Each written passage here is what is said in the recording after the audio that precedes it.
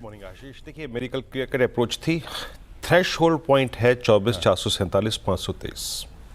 वो क्लस्टर अब उसके ऊपर अगर आप टिक गए 523 के ऊपर, क्लियरली लिखा था अ स्विंग टुवर्ड्स 800, 24,800, 854 इज पॉसिबल। अब दो चीजें थी आशीष, एक गैप अप हुआ 450 के आसपास, 523 के आसपास। गैप अप के बाद हम सिंक हुए, लेकिन गैप अप के बाद उस मोमेंटम को पकड़ लिया निफ्टी आईटी ने। यानी एक तरफ आपको इस सीज फायर का कंफर्ट मिला और दूसरी तरफ उस आई थिंक ट्रेड डील का एग्जीक्यूट होने की पॉसिबिलिटी के बीच में निफ्टी आईटी का स्विंग। दो धड़े थे, एक 915 से 945 और 945 के बाद निफ्टी आईटी का स्विंग। 850 854 मिल गया। इस रेंज में 24,500 के ऊपर निफ्टी का प्रोजेक्शन था 25,000 का, वो आपको ऑलमोस्ट एक दिन में मिल गया है। अब इस ट्रेजेक्टरी में आपको ट्रेड करना है। उस ट्रेजेक्टरी में स्टैट्स क्या कहते हैं, आइए समझते हैं। मैं थोड़ा सा आई थिंक इस चीज़ को लेके थोड़ा सा नाखुश हुआ कि इंस्टीट्यूशनल स्टैट्स उतने स्ट्रांग नहीं थे। So it's clearly visible that short covering और फ्रेश बाइंग का कॉम्बिनेशन आपको यहाँ पे लेके आया है। 1,246 करोड़ रुपए की बाइंग, डीआईएस की 1,448 करोड़ रुपए की बाइंग। एफआईएस ने इंडेक्स में क्या किया वो भी स्टैट्स आपके स्क्रीन पे आ जाएंगे। 1,211 करोड़ रुपए की बाइंग। मोटे तौर पे आशीष, दरअसल एफआईएस शुक्रवार को शॉर्ट करके गए थे तो उन्होंने शॉर्ट काफ़ी कवर किया। 4400 कॉन्ट्रैक्ट शॉर्ट कवर किए, 3100 कॉन्ट्रैक्ट लॉन्ग किए, 1,211 करोड़ रुपए की बाइंग थी और नेट जो उनका लॉन्ग है वो अभी भी मात्र 153 खड़ा हुआ है। और स्टॉक फ्यूचर्स में उनकी तरफ से बाइंग थी 7,071 करोड़ रुपए की। यहां पे बड़ी शॉर्ट कवरिंग थी स्टॉक फ्यूचर्स में, आईटी में बड़ी शॉर्ट कवरिंग थी और लॉन्ग इनिशिएट हुए। तो शॉर्ट कवरिंग भी आपको यहां तक लाके खड़ा कर गई। अब आते हैं इस क्लस्टर की बात करते हैं।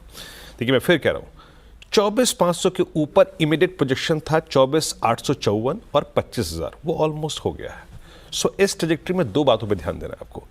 Either you wait for a dip और वेट करें थ्रेश होल्ड पॉइंट के क्रॉस होने का। स्टैट्स लेके आइए, ऑप्शंस के स्टैट्स लेके आइए। 25,000 पे याद रखिएगा सबसे बड़ी कॉल राइटिंग है। 25,000 पे सबसे बड़ी कॉल राइटिंग है। एक सेकंड निफ्टी का चार्ट लेके आइएगा। 25,000 पे कॉल राइटिंग है, 25,200 पे कॉल राइटिंग है और नीचे 24,800 पे और 24,700 पे पुट राइटिंग है। अब लेके आइए लेवल्स। डिप्स, कैलकुलेटेड डिप्स होंगे याद रखिएगा। बेस 1 ये आपके डिप्स आप बाय कर सकते हैं, कैलकुलेटेड डिप्स कहते हैं। 8, 10, 721 मैं बताओ ट्रेडर, डे ट्रेडर इसको ग्रिप करना चाहूंगा। मोमेंटम तब तक परसिस्ट करेगा इस डायरेक्शन में जब तक आप 666, 610 को होल्ड कर रहे हैं। बट मैं ज्यादा इंटरेस्टेड हूं डिप्स को बाय करने का टुवर्ड्स बेस 1। ऊपर की तरफ आशीष थ्रेश होल्ड पॉइंट आता है अब करीब करीब 25,054 के आसपास। ये है वो immediate resistance considering call writers 25,054, 25,121। यहां पे आके अपने प्रॉफिट्स को देखें, ट्रेड्स को चेक करें। ये ट्रेजेक्टरी निकल गई तो RS2 खुल जाएगा। बट आज आपको बेस 1 और RS1 के बीच में थोड़ा सा लॉजिक लगाना है। निफ्टी बैंक भी खूब चला, लेकिन याद रखिएगा निफ्टी बैंक ने पारी खेली सिर्फ गैप अप तक, उसके बाद बड़ा कोई वर्टिकल राइज नहीं दिया इसने।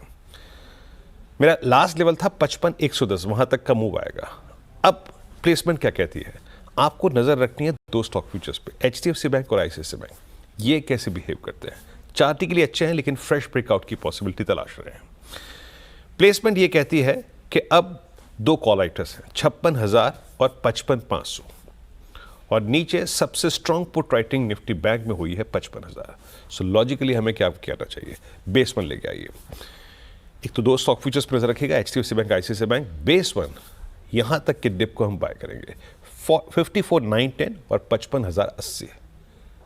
मोमेंटम तब तक परसिस्ट करेगा जब तक 532 होल्ड कर रहा है टेंडिमा बेस 2। जब बेस 1 को बाय करेंगे, ग्रिप करेंगे, ट्रेड को चेक करेंगे RS1 पे।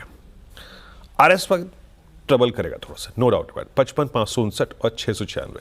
बट ये अगर निकल गया आशीष तो आपको एक स्विंग मिलेगा, चाहे वो आज हो चाहे वो कल हो, 55,935 और 56,156 तक का आशीष।